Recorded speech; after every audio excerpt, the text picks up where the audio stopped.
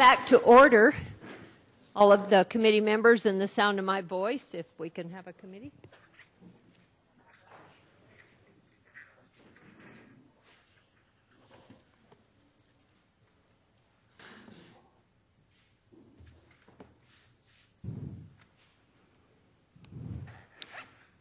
Well, do you think 4 of us can do the business here? We'll get them. We'll get them. Next item on the agenda is the Idaho Public Broadcasting. And Peter Morrill, it's always nice to see you. Welcome to the committee. Always a pleasure and an honor to be here. You have people with you may want to introduce, and we look forward to hearing from you. Very good. Hope I have the microphone high enough on my tie. You know the drill. Thank you. Good morning, Madam Chair. I am Peter Morrill, General Manager for Idaho Public Television. Joining me this morning is Tim Tower, our Fiscal Director, Jeff Tucker, our Production Manager, Ron Pisaneski, and Megan Griffin, also from my staff, are in the audience, as are 2 members of the Friends of Idaho Public Television, Eve Chandler and Dr. Jerry Evans. I will be giving you an overview. 3 members, apparently. Oh, 3 members. Oh, Bob Sonicson, good morning. Good morning. You can't forget him because he's a neighbor boy of mine. Neighborhood friend of mine. I've ridden horses with his mother well, actually, I won't go any farther than that, but we go way back. Thank you. Well, as you can see, we have an outline of what my presentation will be today. So let's just hop right into this. We are an entity of the State Board of Education, and we're here to educate, inform, and inspire. And I want to tell you all that the state of Idaho Public Television is strong, but we do have some significant challenges that I will be outlining over the next few minutes. We have a basic program structure at Idaho Public Television, including a statewide distribution delivery system, which is the component that the state actually contributes money to ensure. Also, our educational content is where we raise funds from granting sources, including the Corporation for Public Broadcasting and private individuals. We're an integral part of our state's education system. We have great partnerships with the University of Idaho, Boise State University, Idaho State University, as well as the Commission for Libraries. Idaho Legislature Live is a great educational component of what we do, as is our overnight education service. Many people know us by the programs that we bring into people's homes each night, from the News Hour with Jim Lair to Masterpiece Theater to the wilds of outdoor Idaho. We are a valued service to Idahoans.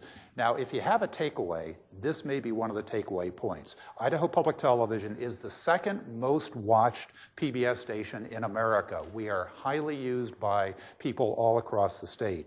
And PBS was ranked America's most trusted institution for the 8th year in a row. Our locally produced content is award-winning. Last year we won 61 national and regional awards, including 2 Emmys and an Edward R. Murrow Award. We have a great educational impact on our youngest citizens through our broadcast programs and new iPhone and iPad applications that really convert the power of the television program into great educational tools. We operate a statewide distribution system that blankets the entire state. We bring digital services into every community, large and small. Our primary broadcast channels are 4, our main channel, Plus, Learn, Create, and World. And of course, 2 of those channels simulcast gavel-to-gavel coverage of the Idaho legislature.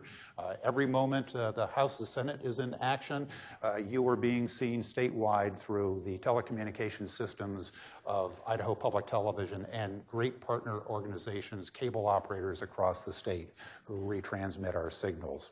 And we have additional educational delivery systems from our website, a new video player system, a kids-only cable channel, mobile apps. We're now able to bring Idaho Legislature Live to users of iPad, iPhone, and Android devices. And Idaho Legislature Live, this past legislative session 2011, we made a big impact, having more than 121,000 stream requests. So the service is a great tool, and it's being used extensively by people all across the state. And we appreciate the partnership that we have with the legislature on this service. Statewide delivery system. We are a highly efficient design and infrastructure. The business model is lean to provide high value, and it does require support from the general fund to sustain this rural statewide service and model. It is an efficient delivery system. As you can see, Idaho PTV uses about half the full-time equivalent employees to operate our statewide system as compared to our peers. And our peers aren't the big thing. Our peers are other rural statewide public television systems. We have a very efficient system. Our peer group, we are the lowest amount of state funding recipient of our peer groups. This is all in your legislative budget book. We have the lowest percentage of state funding, and we offer more channels to all of our viewers and your constituents. And we also operate a large infrastructure to be able to deliver those signals into the most smallest of our communities all across the state. Now, on to the governor's recommendations. As you can see, the general fund recommendation from the governor is for a 0.5% increase for fiscal year 2013. Under replacement capital, he is recommending 0. And for our community service grant from the Corporation for Public Broadcasting, he is recommending a 2.3% increase. And so the total change in our appropriated funds would be about 1.2%. A little more detail, you can see replacement capital recommendation at 0, and then inflationary costs also at 0. We are asking for one line item request, partial support for the operations of Idaho Legislature Live. The governor's recommendation is 0. Now, you've asked for a JFAC requested impact assessment from Idaho Public Television, and we have one for you. Changes in workforce funded by the general fund. In 2011, we had 14 FTPs. For this fiscal year, we have reduced that to FTPs, and we have eliminated a personnel director and station manager due to smaller amounts of general fund. Alternative funding sources. I'm happy to tell you that we did meet our voluntary basic donation goals last year. We exceed our peers in this category. My peers are not meeting their basic membership and voluntary gift goals. As you know, we cannot air commercials. We cannot charge cable and satellite providers for the services that they pass on to their subscribers. We have no statutory authority for cost sharing within state agencies, so whatever funds we get from other state agencies or state entities must be done on a voluntary basis. The outlook for federal funding from the Corporation for Public Broadcasting, well, I don't have to tell you things aren't looking overly optimistic in Washington, D.C. on that front.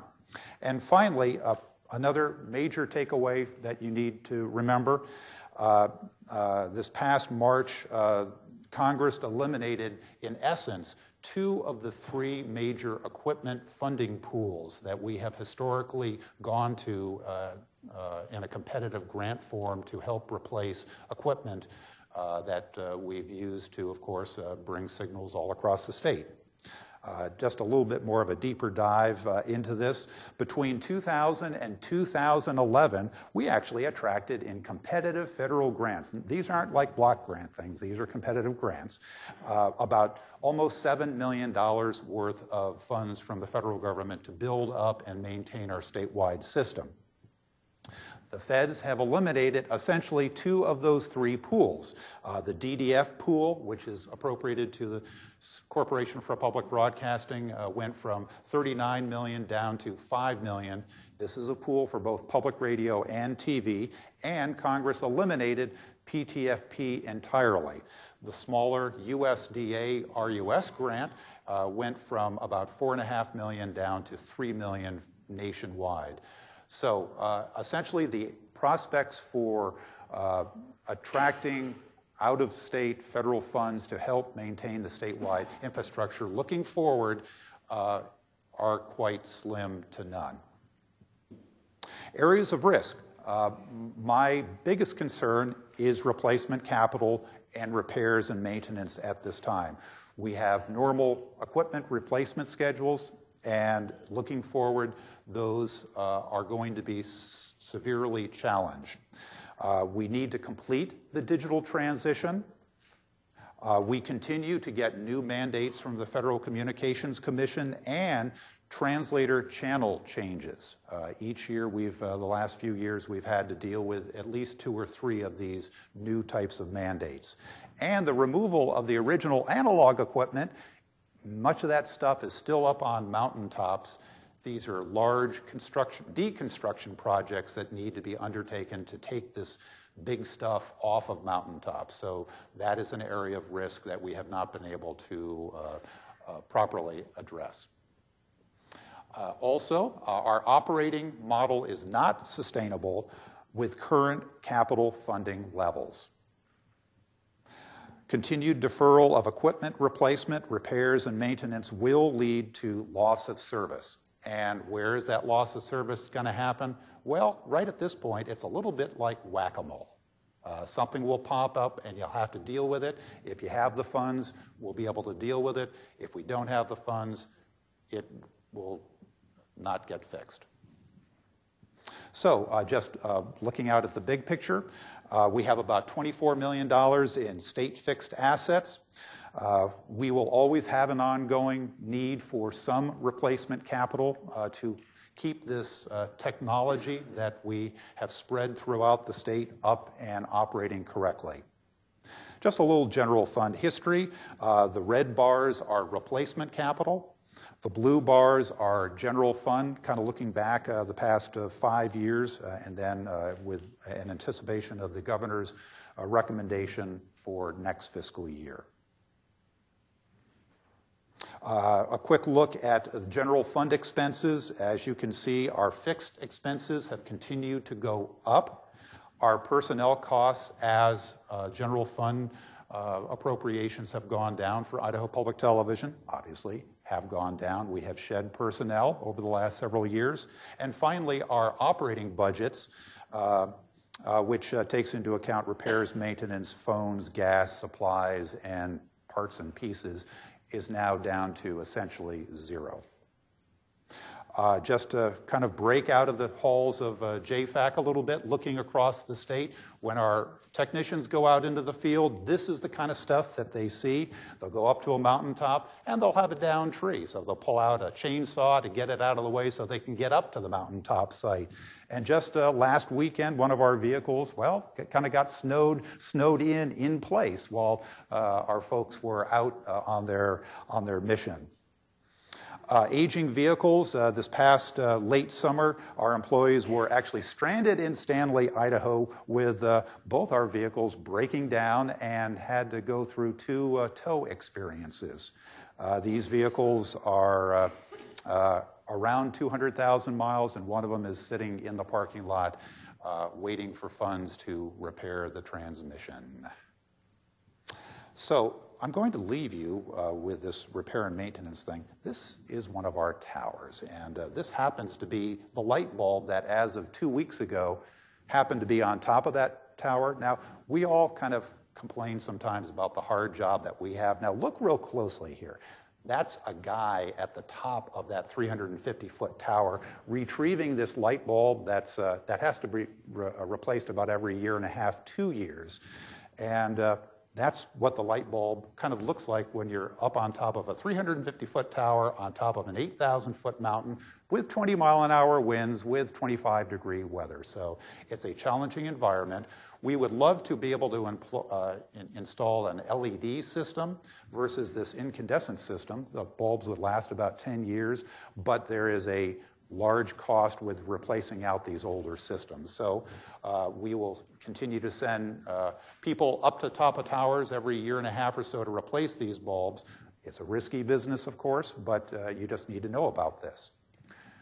Madam Chair, I have now come to the end of my presentation, but if I have a minute and a half, I would love to share with you a brief clip from an upcoming program Outdoor Idaho is doing on the geology of Idaho. It's an unprecedented look at the geology of our state, and I'm very proud to let you know that we've had some additional assistance from INL for the funding of this program, and if I have a minute and a half, I'd love to share it with you. You always have a minute and a half. You go right ahead. The evidence is everywhere. Astonishing things have happened to a place we call Idaho. We search for answers in the folds and fractures, floods and bewildering formations. What can we learn about our brief moment in time and about the future?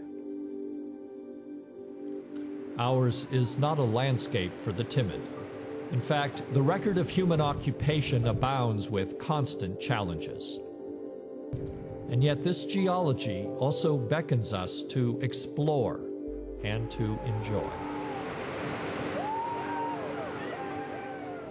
Idaho has some super unique geology.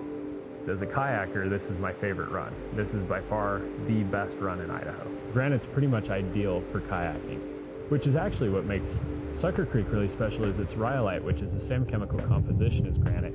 It's a little gem in Idaho. It's a very special place, very special place.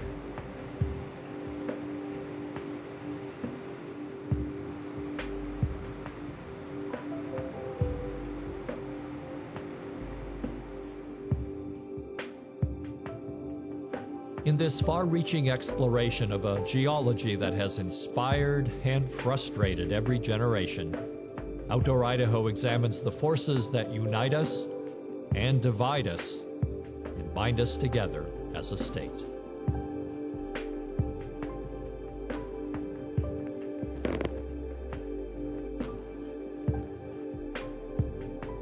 So a quick taste of an upcoming Outdoor Idaho. Producer Bruce Reichert just came in a few minutes ago, and he is leading that effort on behalf of Idaho Public Television. Thank you. Bruce, you get better every year. I can hardly wait to get home tonight and see what Greg Hahn says I did this week. All of us did this week. We're in here. We never quite know what else is going on until we're told on the Idaho Report. So, any questions? I'm concerned about your infrastructure. I truly am. I don't know if anybody in here is going to help you with those light bulbs, but it is a concern to all of us. Questions? Yes, Representative Jaquith. Thank you, Madam Chairman. And Mr. Morrill, I don't intend to change the light bulbs. Outdoor Idaho is a popular program, I think, in Seattle. I have friends from Seattle that talk to me about this program and give you lots of kudos. I am really impressed in the years that I've been here, the transparency that you've allowed the legislature to have across the state. And I'm just trying to figure out, I noticed that you have sponsors for Idaho Reports, extensive sponsors. But I'm just trying to figure out, it seems like the legislature should be helping to finance part of this function in some way as a line item, or what they talked about. The state board talked about making this charter commission a program, so I'm wondering if there's should be a line item for what you're doing for the legislature. I'm just sort of, and I get that's a policy question, so I think probably what I need to ask you instead is, what does it cost you? How much are you missing when you do Idaho Reports? Because you have raised quite a bit of funding. And then what is it costing you to do all the filming that you're doing for us in the legislature? Mr. Madam Morrill. Chair and Representative Jaquith.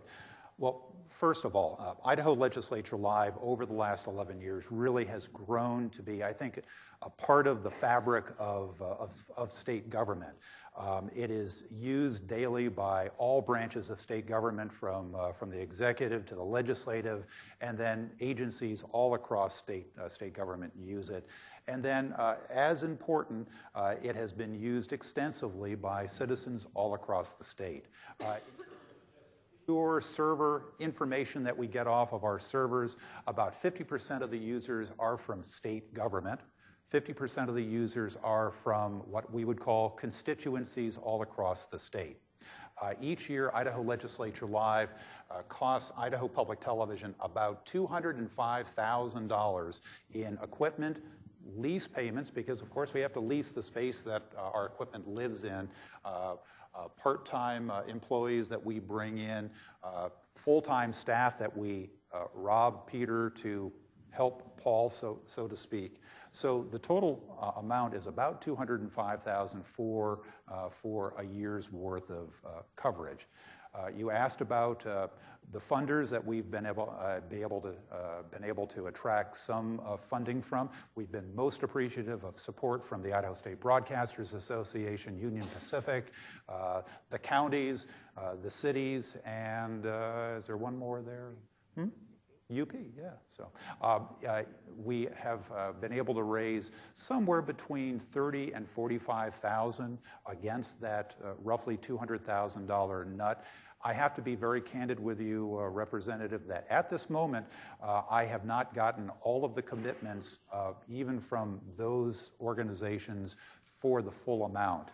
We're still waiting for the final contributions to come in. Yes, we did feel that we wanted to make this opportunity available to the legislature and the executive branch for consideration. We really want to ensure that Idaho Legislature Live is a sustainable piece of the fabric of what happens in this building. We feel we've made a big impact on people's ability to stay in contact with their legislative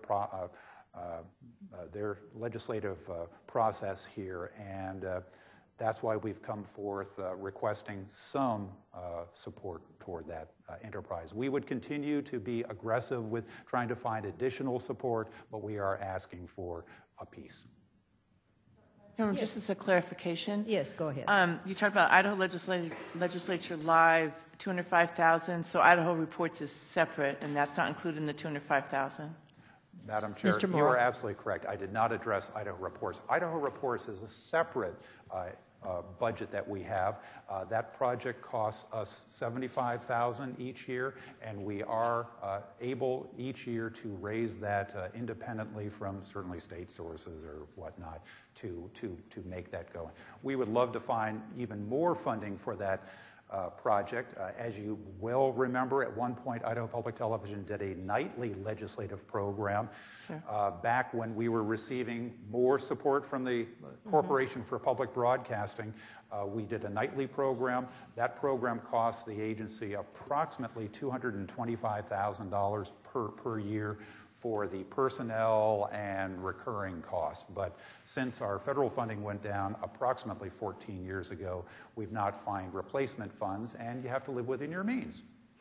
Madam Chairman, just as a comment, yes, if 50% of the people watching Idaho Legislature Live are agency people, maybe we should include it in the statewide allocation number. Just, you know. March coming up, and we can all remember that each one of us can write a check. And that will help. Well, I suspect that Dr. Rush would not be happy with me if I snarked a little bit of his statewide student allocation funds. Any other comments or questions for Mr. Morrill? Senator Broadsword, I knew you had one. I apologize. I forgot. Thank you, Madam Chairman and Mr. Morrill. I do appreciate what your division does. I appreciate all the programming and enjoy it. After looking at your clip, I think you've got a potential solution to your light bulb problem. I mean, those extreme kayakers obviously love a challenge. Perhaps they would volunteer to do that just for the thrill of making the climb. Where the cameraman was on that, perhaps he could climb those towers. comment. There was no question in there, but it was a good comment. Any other comments or questions? Well, thank you so much. And former Superintendent Evans, nice to see you. You were with us at one time in this process, so I'm sure you understand full well how far the dollar stretches. So appreciate it. Thank you so much. Great, thank you. Look forward to working with you and doing what we can.